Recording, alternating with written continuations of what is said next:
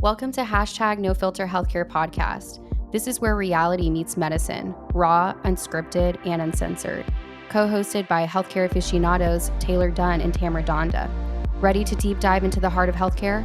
No filter, just facts. Let's get started. Welcome to #No Filter Healthcare. I'm your co-host Taylor Dunn, and I am again solo today.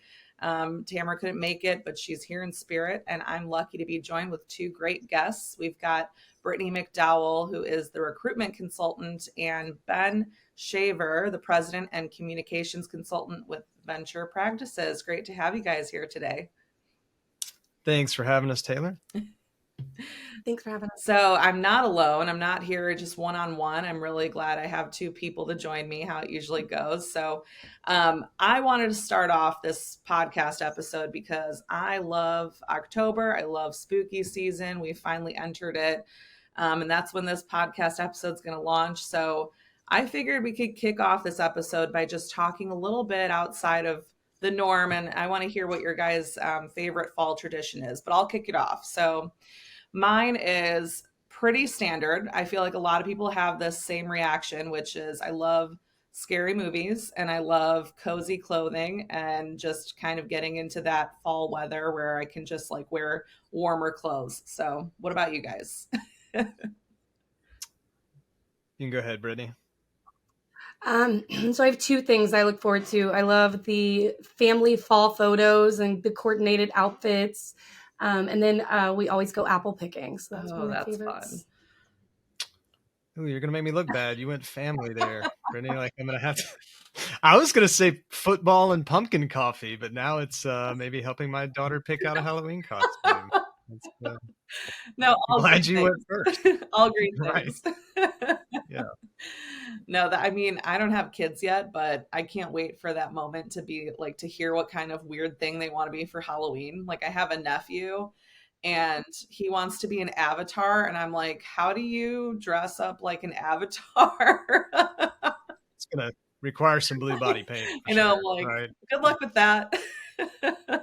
Yeah, the beautiful thing though is they change their mind on the costume, like after you've already bought one. Yeah. So then you have to explain why you're wearing this one.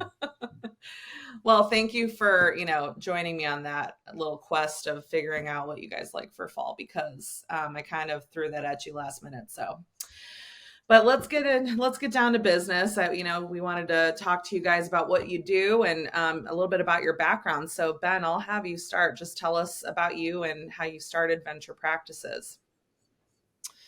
Yeah. So Venture Practices is kind of a, almost a third iteration of a advertising agency, but it's not really an advertising agency anymore. I actually come from consumer behavior. I studied consumer behavior when I was in college. That led to a job in advertising sales, and then started an advertising agency back in 2005 that kind of morphed into really just working with dentists. It was a time when, Yellow Pages were on their way out. That's how old I am. And Google was coming out, and it's like, what do we do with Google? And then social media is coming out. So I really enjoy working with businesses that have more of a hyper-local presence. That excited me. I love that on the marketing side because you're really able to affect their business that way. As time went on, I mean, I still love marketing. I'm more on the branding side now. Like I said, communications is my baby and behavior as well. But really what we saw with marketing as it got kind of more commoditized, meaning everybody that went to a conference on Friday and Saturday, they're like, pick a niche, do marketing. And they're like, we'll talk to dentists and do marketing. I was like, what actually is effective, and why can we run the same campaign for somebody and then run the same campaign for somebody else with completely different results? And there's a lot of factors go into that, but a lot of it had to do with the team. And so for us, we look at everything from leadership to the team, all the way up to the consumer and then the community as well. Because ultimately what you want as a leader of multiple practices, solo practice, big groups, is you want the community supporting your practice and be that first person that's talked about on a neighborhood app or a mommy's group on Facebook. You don't have to spend as much money on marketing. But that all led to now you got to build a better team. That kind of got us into recruiting. And we're also very heavy on retention, keeping employees and keeping patients. So that's the long version. Sorry about that. No, I think it's great. You touch on a lot of things that people don't talk about, or they, are like, this is something that we figured out what works and we're going to recycle it through our clients, but you're kind of opening the lens to everything else that needs to be considered through that process. So, Yeah. But Brittney, let's hear about your background. How did you join venture practices? Sure. So I have about 10 years now in the dental industry. I've worked for a variety of different DSOs, and Ben and I connected for a project I was working on. I was referred to him to support me with branding, and we just hit it off. Like everything that he said, I completely just was in agreement with, and he offered me a position, and I've been here ever since. So. Wonderful. Well, I'm really happy to have both of you, and I'm sure you'll have different perspectives and ways to answer some of these questions. But let's get right into it. One of the first things I did after we had just, briefly met virtually, I'm sure at one point we'll meet in person at an event. But when we met virtually, you guys were talking about a lot of different things you do. And one of the biggest things you focus on is alignment within the practice. So I was wondering if you could talk about the importance of alignment and how it contributes to like a smoother operations and enhanced patient satisfaction. Sure. Yeah, it's alignment for us, especially inside of the practice. We don't consult on process and systems. We're not there necessarily trying to find the efficiencies or procure, different types of things. We look at it as you are going to grow and make more money off of your people than anything else. But there's this alignment between leadership and leadership building this vision, and that vision, the team kind of taking that and building a culture. And then that culture turns into that brand that people really enjoy being around. When patients come in, they're not really your patient when they come in, because unless you can retain them, that was just a transaction. And so we're trying to help people get to that relationship side. But what we do on down the line before you even get to marketing is we're like, who is your ideal patient for this practice?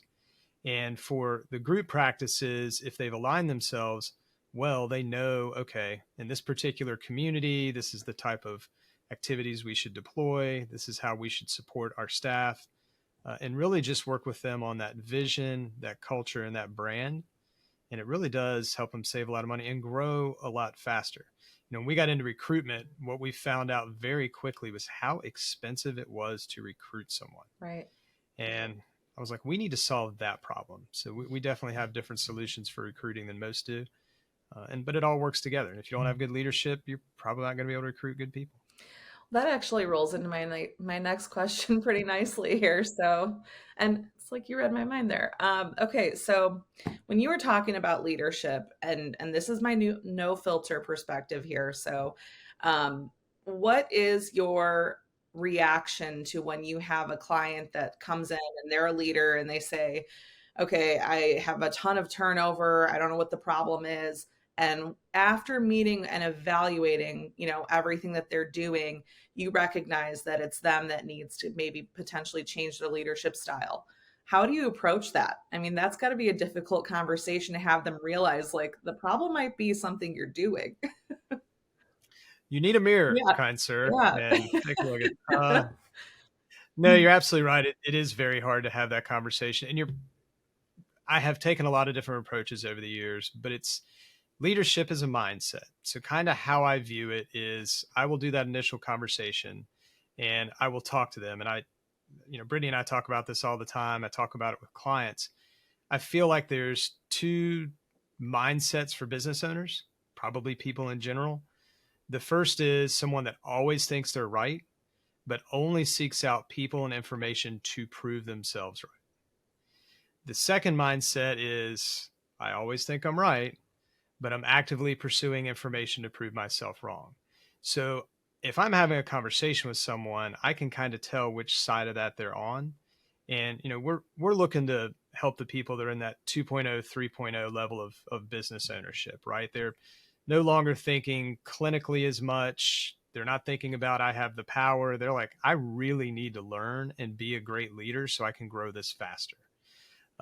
One of the tools we use is, a lot of people know what the DISC is, but we have what's called DISC and values. So it's the DISC combined with these values to know, not only how somebody's going to show up in the job, but why they do that. But I'll just ask somebody, do you mind, spending 20, 30 minutes taking this assessment and spending an hour with me going through it so that you can learn more about yourself? And the people that are, either excited or at least willing to do that, I know that's going to be somebody that's going to grow and could be a good leader. The other, from an unfiltered response, it's going to take them a while to get there, and they may never get there. Yeah. They'll always be a manager. So do you also have your, when you're doing the recruitment process, do you have them complete that assessment as well? Yeah, a lot of what we do kind of revolves around the associate, right? If we're recruiting, we want to make sure we're finding the right person. And those assessments are really great at letting us know, and as well as, the clients we work with, this might be an associate that's maybe a little bit more passive. They're going to be loyal. They're maybe not all about the money. They're not about the power. Or you may find somebody that's high political, high economic, that they are about power, they are about money, and they're a little more driving. They're going to be higher producers, but they're also probably going to want to leave or have partnerships somewhere down the road. So kind of knowing those things helps you find the right person and fit for the practice, right? If it's a slower practice that's not that fast, get that person that fits that better. If it moves, lightning quick, you better make sure you have somebody that can keep up. Yeah. And we're able to figure that out through those assessments. No, that's what I was thinking. I'm like, it's kind of a playbook for you guys to see exactly where they can match up based on their needs within the location and what kind of personality traits and things like that they have. So, but Brittney, what do you see to be like one of the biggest challenges through the recruitment process? I think one of the biggest challenges that, recruiters can stumble across is having the time to passively recruit associates. So they're really focusing on getting those ads up on Indeed and other job boards, and just interviewing those that are coming in. So more of that low-hanging fruit, just having the time to be able to passively recruit and find candidates that maybe would consider the right opportunity if it was presented to them. Yeah, and I feel like you guys have a different approach because you're looking holistically how to make an organization better versus just let's fill a spot and get someone in there. You're looking at this and you're evaluating whoever you're recruiting, especially through things like the assessment. So I think it's really great and definitely worth someone spending time to work with you guys to be able to get the right people in, because then you have them consistently there. You don't have to worry about going through this process again anytime soon.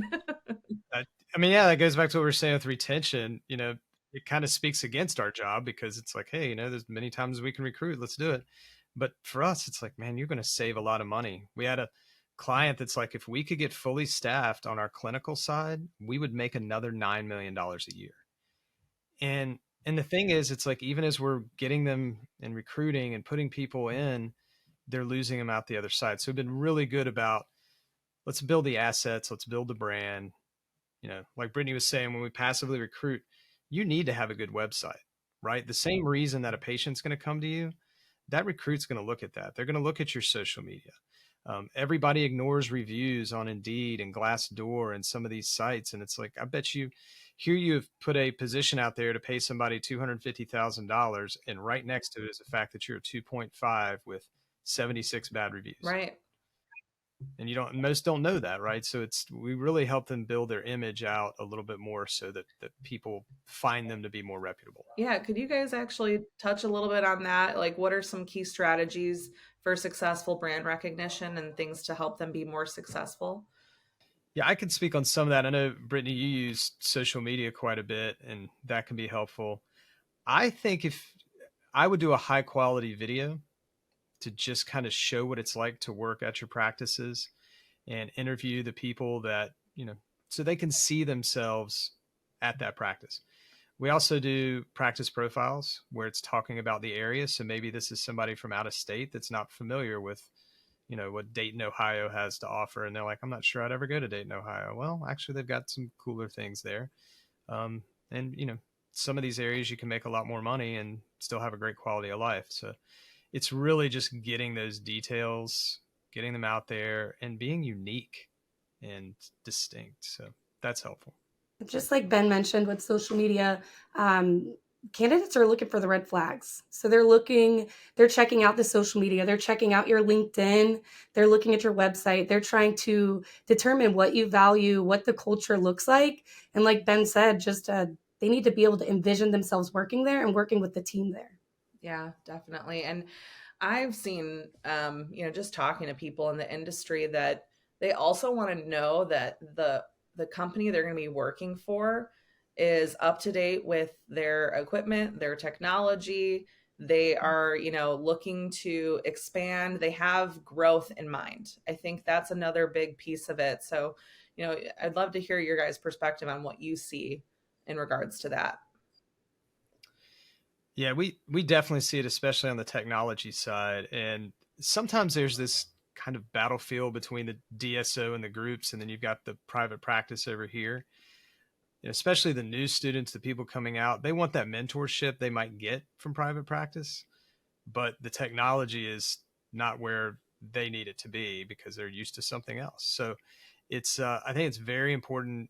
You don't have to go out and spend a ton of money to be update, but you got to do there's so many people we talk to now that buy practices and they don't even have digital files yet. And it's like, I had a guy the other day, he's like, I've changed all this over. I have no idea what to do with this shelf space. Now my office looks terrible because it's just empty bookcases. Just tell them you can put empty books in there. Right? Put some Shakespeare up there, buddy. Who cares? There you go. No, it's crazy. I mean, that's the truth of it, though, is like some of these healthcare industries, not just dental, but like multiple healthcare industries, are behind the times when it comes to becoming digital. I don't know why it's hard to grasp, but I guess it's just something that people are afraid things are going to get lost in translation, or they've got a system that they're used to. But I do know that, like, as younger generations come in, they want that digital aspect where they know everything is evolving and they've got new technologies they can play with. So Yeah, absolutely. We see that every day. And the technology also makes them feel that you're investing in them and the things that they value. So if they want to become more skilled in implants, knowing that, that's on the table is also important in attracting talent. Oh yeah, you're completely right about that too. So I guess I want to end this on just knowing some success stories for you guys. Like, just tell us a little bit about what makes your company a little bit different and how it's kind of changed a practice's trajectory based on what you guys have implemented. Yeah, I can say that a lot of people get to us from a marketing perspective just because of how I was networked before, and they start asking questions, and I'll kind of stop and be like, let me kind of figure out what the back of this looks like, because you might be marketing to a leaky bucket. Okay. And that's the bad part, right? If a patient comes in, has a bad experience, they're not going to come back. Right. And you just miss that one opportunity. But then they also might not talk great about the practice.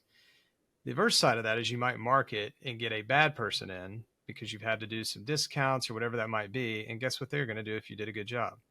Refer you to their friends that will be equally as bad a patients. So I always tell people, I'm like, make sure you've got your house in order before you go spend money on marketing, or you may actually be making things worse. And to me, that all starts with leadership, starts with the team, building that culture, getting that brand where it needs to be. Just going back more for the branding and messaging, just hygienists are hard to come by. We had a client that we interviewed some of their hygienists and just wanted to see what they would look for if they were seeking a position and gain some insight on that. And just getting that perspective and rewriting the job ad, they had no applicants for several months, and just making a few changes to that based off of the conversations with their hygienist. They had 2 applicants within 24 hours. Wow. So just messaging overall, can really just make a difference in you standing out. Definitely. Wow. Yeah. And I'll add in, it's easier as a third party to do these exit interviews. So we were like, instead of doing exit interviews, maybe we should just actually interview the associates that are there before they exit, so that we're kind of the stopgap. But even in some of the practices, we've suggested, why don't you actually have an associate advocate? Somebody that if they're having an issue and they're ready to quit at 4 o'clock on a Tuesday, they can call that person, not worry about any retribution to it, and have an honest conversation. I don't think a lot of organizations have that. They don't have the ability to collect feedback in a way that's effective. Right. So we've really had some success with clients getting that on track, and hopefully that's kept a lot of people there. I know we've done that at least twice where we've been able to keep somebody internal, which again goes against what we do. We'd rather make money on recruiting, but still our value is helping you build the organization through people. Yeah. Retention has to be the number one thing. I agree. Do you guys keep that anonymous for, whoever that person is that they get to go to, or? We do, unless they're like, hey, you can tell them everything I said. And then we tell them everything I said. And you'd be amazed at how many people are like, yep, just tell them. They need to know I have the, and a lot of people are happy. And I think we all think everybody's out there unhappy with their jobs. Right. That's not the case. Most people are happy. Right. But that's the other thing. I don't think people really want to lie to their employer, but they do. We had the other day one where they have a great relationship, and the guy went to a competing practice and didn't even give him the opportunity to match the offer or do. And they were like, what happened there? That was wild. A blow. So, but they hadn't talked to him in a couple months. So maybe that's it. People want to feel significant. Yeah, it's true. Also though, I think everyone kind of knows this, the grass is always greener, but is it really greener? That's just something I've also just realized. A lot of people think things are going to be different at other places, but sometimes it's just a different place. Same stuff. Same stuff's going on. Yep. You're absolutely right. And then the other side of that is people get stuck in the status quo. They would like to grow. They would like something different for themselves, but they don't necessarily do that. And we try to work with leaders and tell them, make separate agreements with different employees for two reasons. One, they know they're being listened to, and all of a sudden they don't really care about the money as much as they care about you just let them off work at 3 o'clock every day, right? So that they could go get their kids off the bus. But the second part of that is the other employees know they have their own agreements, so they no longer care if Donna's leaving at 3 o'clock to go get her kids because they're making more money, So there's just a lot of techniques out there, strategies to really make a pretty happy and collective team. And they're always evolving. I feel like even me as a leader, I'm constantly learning something new to implement because I did not realize how effective that would be. And, it's just, there's a lot that goes into being a leader. I will have to say it's funny because, I have friends that, will talk to me. They're like, oh, I could do my manager's job in my sleep. And I'm like, could you? Do you know what goes into being a manager? You don't have any experience and you think you can do what they do.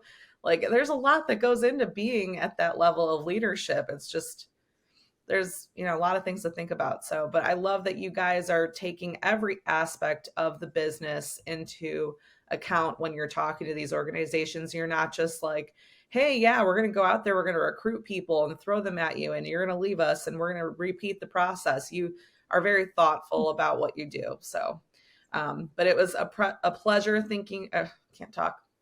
Let's start that over. It was a pleasure speaking with both of you today. And if you'd like to learn more about Venture Practices, you can visit them at venturepractices.com. And also don't forget to subscribe to our podcast or comment below. Thank you guys. Thanks, Taylor. Appreciate it.